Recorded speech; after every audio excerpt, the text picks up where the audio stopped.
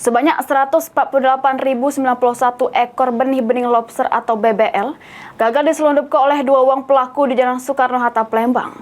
BBL senilai 22,2 miliar rupiah asal Lampung ini bakal dikirim ke perbatasan Riau menggunakan mobil.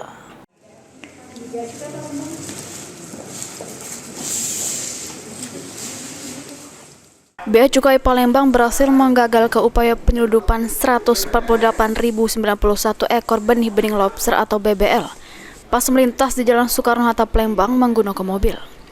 Dari pengungkapan ini, dua orang pelaku diamankan, yakni berinisial AW sama U.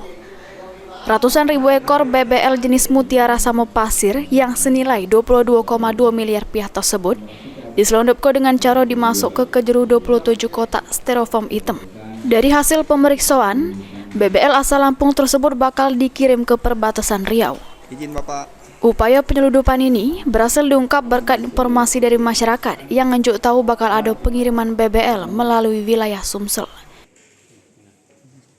Gabungan ini berhasil menggagalkan dugaan upaya penyelundupan benih-benih lobster atau BBL dengan perkiraan nilai. Atas informasi ini, tim gabungan melakukan patroli di sekitar Jalan Soekarno-Hatta, Kota Palembang, hingga tim mendapati kendaraan yang sesuai dengan ciri-ciri yang sedang kita amati dan melintas di Jalan Soekarno-Hatta, sehingga dilakukan pengejaran dan juga penghentian dan pemeriksaan. Kemudian tim juga melakukan pemeriksaan terhadap satu supir dan satu orang penumpang dan serta terhadap kendaraan yang digunakan. Kemudian berdasarkan hasil pemeriksaan didapati bahwa tumpukan kotak yang dibungkus dengan kemasan plastik berwarna hitam seperti yang terlihat di depan ini adalah